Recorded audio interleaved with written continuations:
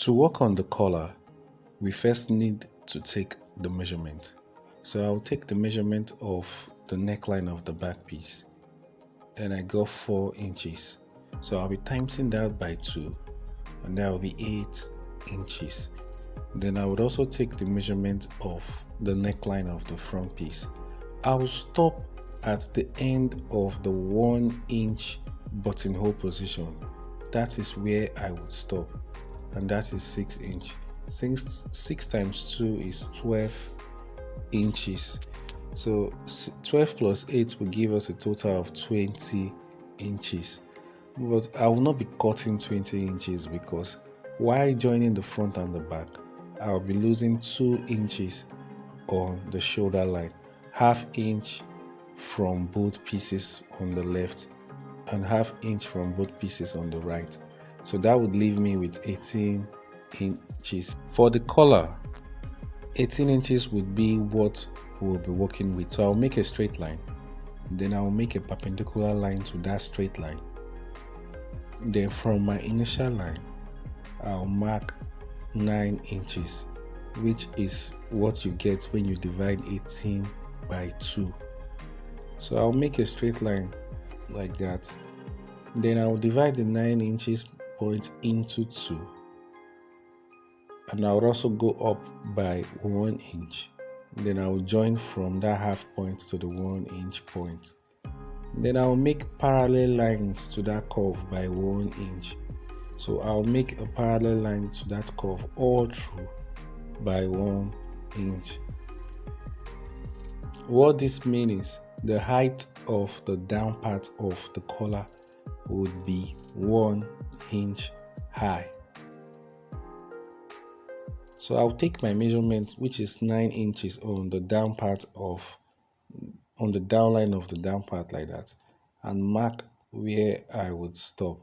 Then I'll make a straight line, after which I'll come back by 1 inch. Then I'll make a curve to that point like that, but my curve will stop on the half inch mark. I'll be using my marker to mark out those broken lines like that. Then from that 1 inch point, I'll make a straight line upwards. So I'll take the height of my collar. I mostly work with 2.5 inches. So what I will do there is I'll take that measurement from that line, transfer it to this point, then I will join with a straight line. So I can take the 2.5 inches or any desired height I want from the other side. So after doing that, I will just join. So what I actually did was to go back by ½ inch on that side like that, because I want my collar to be slanted inwards. So when I took 2.5 inches on that side, I actually took 2 inches on the other side, not 2.5 inches.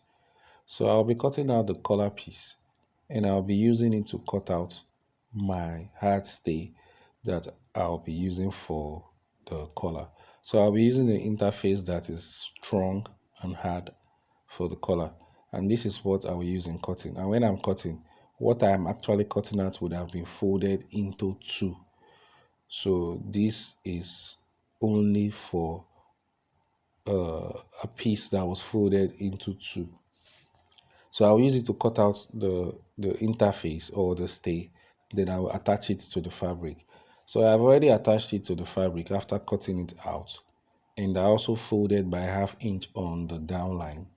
So I folded by ½ inch on the down. That's for the down part of the collar, only for the down part of the collar, and I'll be notching the center of the collar like that. So I also folded the back piece of the down part by ½ inch all through. For the upper part of the collar, I've already attached interface to the front piece, so I'll place it on the back piece, then I'll sew on the edge of the interface. So after sewing and turning it outwards, that is what I got, and I've also notched the center part.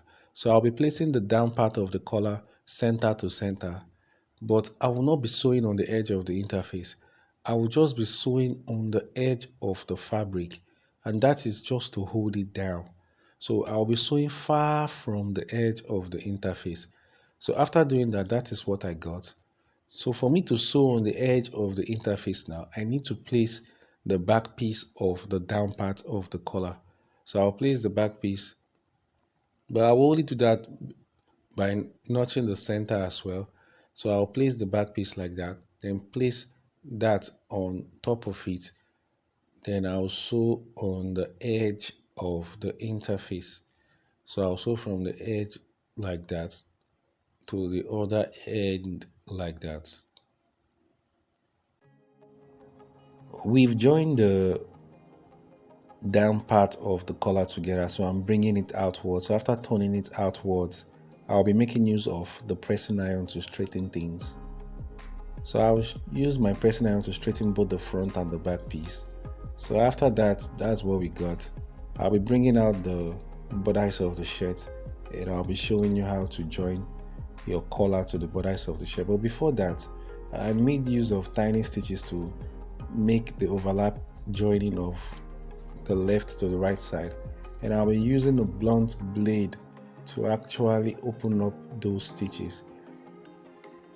The reason I'm using a blunt blade is because I don't want to create more problems trying to solve a problem. So blunt blade would never cut your cloth, it will only cut the thread. So that's that. So after opening it up, I'll be placing the neckline of this bodice by 1/2 inch inside the collar. So I'll start from the end of one edge all through to the end of the other edge.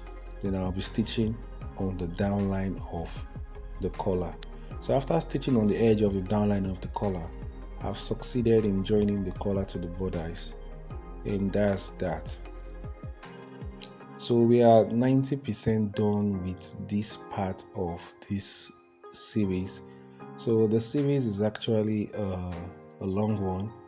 I'm making a cargo shirt and a cargo pants trouser. So this is actually the fixing of the collar. That is what this part is all about: the measurement, the cutting, the sewing, and the fixing of the shirt collar. The next part would be also about the measurement, the cutting, the sewing, and the fixing of the sleeve.